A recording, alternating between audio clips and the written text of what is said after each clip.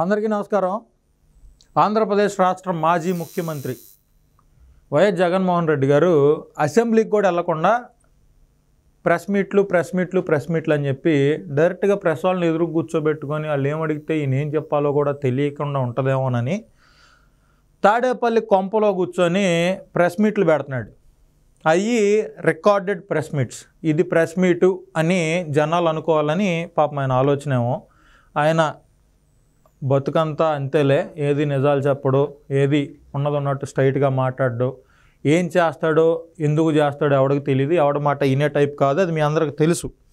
కాకపోతే ఇటీవల ఆయన ప్రెస్ మీట్ పెట్టి సప్త సముద్రాల అవతలున్నా కూడా ఎవరిని వదిలిపెట్టేది లేదు అని ప్రభుత్వ అధికారులని పోలీస్ అధికారులని బెదిరిస్తున్నటువంటి పరిస్థితులు ఉన్నాయి. జగన్మోహన్ రెడ్డి గారికి ఒకటి డైరెక్ట్ ప్రశ్న, 151 సీట్లు నువ్వు సంపాదించి అఖండ మెజారిటీతో గెలిచి నువ్వు ముఖ్యమంత్రిగా ఉన్నప్పుడు కూడా ఉన్న 20 మందితోటి చంద్రబాబు నాయుడు గారు అసెంబ్లీకి వచ్చారా లేదా? చంద్రబాబు నాయుడు గారు ఒక్కళ్ళనే అసెంబ్లీలో పెట్టి మిగిలిన వాళ్ళందరినీ సస్పెండ్ చేసి నువ్వు వికృతానందం పొందుతున్నా కూడా ఆయన మీ 151+4 155 మందికి ఒక్క మగాడిలాగా సమాధానం చెప్పాడా లేదా అసెంబ్లీలో?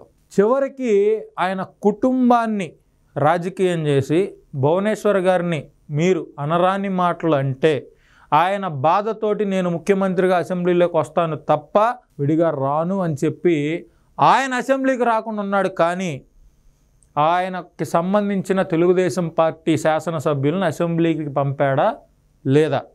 నువ్వు ఒకసారి ఆలోచించు జగన్మోహన్ రెడ్డి. 2019కి ముందు నేను గెలిచి అసెంబ్లీకి వస్తానని చెప్పి నువ్వు వెళ్ళిపోయావు, జనాల్లో తిరిగావు, లేని పింక్ డైమండ్ని ఉన్నట్టు సృష్టించావు, 32 మంది కమ్మ డిఎస్పీలని విపరీతమైన విషప్రచారం చేసావు, నీరు చెట్టుని విషప్రచారం చేసావు, జన్మభూమి కమిటీలని విషప్రచారం చేసావు. నువ్వు ఏది చేయనప్పటికీ, చంద్రబాబు నాయుడు గారు తప్పు చేయనప్పటికీ ఐపాక్ టీమును నువ్వు పెట్టుకొని విపరీతమైన విష ప్రచారం చేసి ఏ నియోజకవర్గానికి ఆ నియోజకవర్గంలో జరిగినట్లుగా భూతద్దంలో జనానికి చూపించడంలో సక్సెస్ అయ్యి 151 సీట్లతో అధికారంలోకి వచ్చావు. నువ్వు ముఖ్యమంత్రి అయితే అసెంబ్లీలోకి వచ్చి భజనలు చేయించుకుంటావా?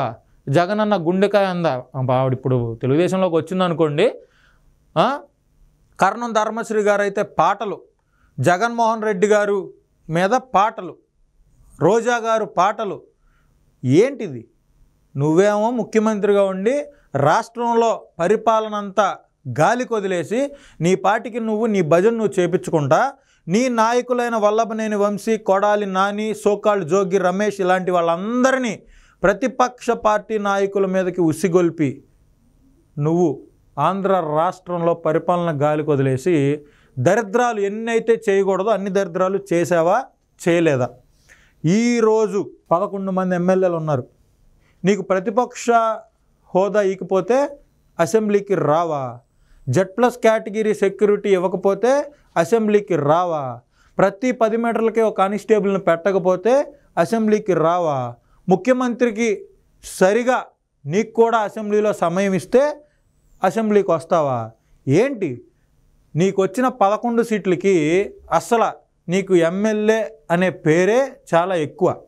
అర్థమైందా? నీకు ప్రతిపక్ష హోదా ఇవ్వాల్సిన అవసరం కూడా ఎవరికీ లేదు.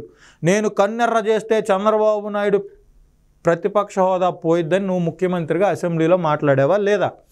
మరి ఈరోజు సిగ్గు శరం ఏమీ లేకుండా, మానం మర్యాద లేకుండా, ఏమీ లేకుండా నాకు ప్రతిపక్ష హోదా ఇస్తేనే అసెంబ్లీకి వస్తానని నువ్వు వెళ్ళకుండా నీకు సంబంధించిన మిగిలిన 10 మంది ఎమ్మెల్యేలను కూడా అసెంబ్లీకి వెళ్ళనివ్వకుండా నీకు అసెంబ్లీకి వెళ్ళనప్పుడు, ప్రతిపక్ష హోదా నీకు లేకపోయినా, ప్రభుత్వం యొక్క వైఫల్యాన్ని నువ్వు ప్రశ్నించడం రానప్పుడు, ప్రజల పక్షాన నీకు నిలబడడం చేతగానప్పుడు నీకు ఆ అసెంబ్లీలో ఎమ్మెల్యే పదవి ఎందుకు? అసలు నువ్వు జీతం ఎందుకు తీసుకోవాలి? అసలు నీకు అంత సెక్యూరిటీ ఎందుకు? నువ్వేనా పైనుంచి దిగొచ్చావు జగన్మోహన్ రెడ్డి? రాజ్యాంగం అందరికీ ఒకటే, అది నీకైనా, చంద్రబాబు నాయుడు గారికైనా, పవన్ కళ్యాణ్ గారికైనా, మోడీ గారికైనా, ఎవరికైనా ఒకటే. నీకోసం సపరేట్గా రాజారెడ్డి రాజ్యాంగం ఏమన్నా రాశారనుకుంటున్నాను 2019 నుంచి. ఇలాంటివన్నీ దయచేసి నువ్వు కట్టిపెట్టు. సప్త సముద్రాల అవతలున్నా కూడా మిమ్మల్ని వదలనంటావా? అంత మొగాడువా నువ్వు? 2019లో నువ్వు అధికారంలోకి వచ్చి ఏం చేసావు? రంగనాయకమ్మ గారు సోషల్ మీడియాలో పోస్ట్ చేశారని చెప్పి ఆవిడ మీద సిఐడి పోలీసులను పంపావు. బాబు మేము కరోనాతో పోయేటట్టున్నాం, మాకు మాస్కులు లేవు, మాస్కులు ఇవ్వండి అని చెప్పి ఒక డాక్టర్ అడిగితే ఆయన నడి రోడ్ల మీద బట్టలు ఎప్పదీసి నువ్వు పడుకోబెట్టి ఆంధ్ర రాష్ట్రంలో ఉన్న ప్రజలందరినీ భయపెట్టేంత పని చేసావు. అంటే ప్రభుత్వాన్ని ప్రశ్నిస్తేనే నువ్వు విపరీతమైన నీ సైకో మనస్తత్వం మొత్తాన్ని గత 5 ఏళ్ల పాలనలో చూపించావు. మా పొలాలకి మా స్థలాలకి నువ్వు నీ ఫోటోలు వేసుకున్నావు. జగనన్న భూరక్ష.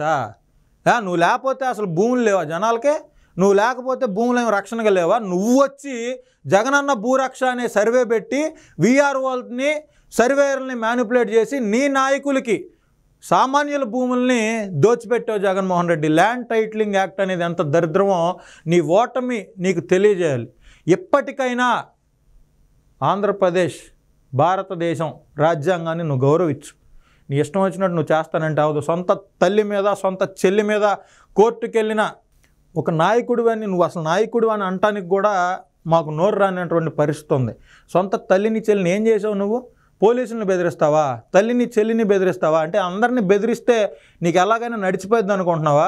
మక్కెలు ఎరగదీసి లోపల పెడతారు వాళ్ళ సమయం వచ్చినప్పుడు. నీకు అది ఆల్రెడీ అలవాటే కదా. 16 నెలలు జైల్లో ఉన్న మనిషి కదా నువ్వు. దయచేసి అధికారులను నువ్వు బ్లాక్మెయిల్ చేయొద్దు. అయినా నువ్వు బ్లాక్మెయిల్ చేసినా కూడా ఎవడు అసలు నిన్నైతే ఇంటి కింద లెక్కేస్తున్నారులే కానీ అందరూ అనవసరంగా నీ గురించి నువ్వు ఎక్కువగా ఊహించుకోబాక. ఇలాంటివన్నీ కట్టిపెట్టి నీ పార్టీని ఏ విధంగా డెవలప్ చేసుకోవాలి, ప్రజలకి పనికొచ్చే విధంగా నీ పార్టీని నువ్వు ఎలా మార్చుకోవాలి, నీ నాయకులకు ఎలా ట్రైనింగ్లు ఇవ్వాలి, ఇట్లాంటివి ఏమైనా ఉంటే ఆలోచించి తప్పితే రికార్డెడ్ ప్రెస్ మీట్లు ఒకటి పెట్టి ఎవడెవడో ఇచ్చిన స్క్రిప్ట్ని అచ్చు తప్పులన్నీ చదువుకుంటా వాటన్నిటిని కట్ చేయించుకోవడానికి 2 గంటలు టైం పెట్టుకొని అదేదో 3 గంటలకు ముహూర్తం ఉండటం 3 గంటలకు బయటకు వదలడం ఇట్లాంటివన్నీ చేయొద్దు జగన్మోహన్ రెడ్డి. దయచేసి నువ్వు ఆంధ్రప్రదేశ్ రాష్ట్రంలో కానీ భారతదేశంలో కానీ చీడ పురుగువి, కలుపు మొక్కవి. దయచేసి నువ్వు రాజకీయాలను వదిలేసి శ్రీకృష్ణ జన్మస్థలాలకి తొందరగా వెళ్ళాలని మనస్ఫూర్తిగా కోరుకుంటున్నా.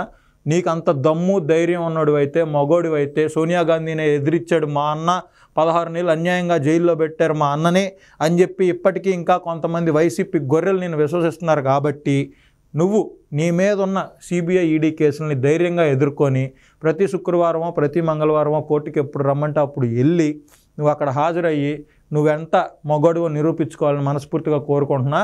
ఆంధ్రప్రదేశ్ కాదు భారతదేశ న్యాయ వ్యవస్థను కూడా ఒక రిక్వెస్ట్ చేస్తున్నా. ఏంటంటే జగన్మోహన్ రెడ్డి లాంటి వ్యక్తి కొన్ని సంవత్సరాల నుంచి బెయిల్ మీద తిరుగుతున్నాడు. సామాన్యుడు తిరిగితే మీరు ఊరుకుంటారా? చిన్న పిక్ పాకెట్ విషయంలో కూడా కోర్టులో 14 రోజులు రిమాండ్ వేస్తారు, తర్వాత శిక్ష ఖరారు అయితే శిక్షకు పంపిస్తారు. అలాంటి చిన్న చిన్న కేసుల్ని చాలా ఫాస్ట్గా డీల్ చేసే మీరు కొన్ని లక్షల కోట్ల కుంభకోణం, కొన్ని వేల కోట్లు ప్రజల సంపదని, సహజ సంపదని, జాతీయ సంపదని దోచుకున్న కేసులు అవన్నీ ఛార్జ్ షీట్లు కూడా ప్రిపేర్ అయి ఉన్నాయి. ఇప్పటికీ మీరు ఇంకా ఏ యాక్షన్ తీసుకోకుండా ఎందుకు జగన్మోహన్ రెడ్డిని ఇలాగే బెయిల్ మీద కంటిన్యూ చేస్తున్నారు? వ్యవస్థల్లో లోపం ఏమైనా ఉందేమో కొంచెం సరిచూసుకోమని ఒక సామాన్యుడిగా మీకు విజ్ఞప్తి చేస్తూ అందరికీ నమస్కారం. Please subscribe to Leo news for more videos.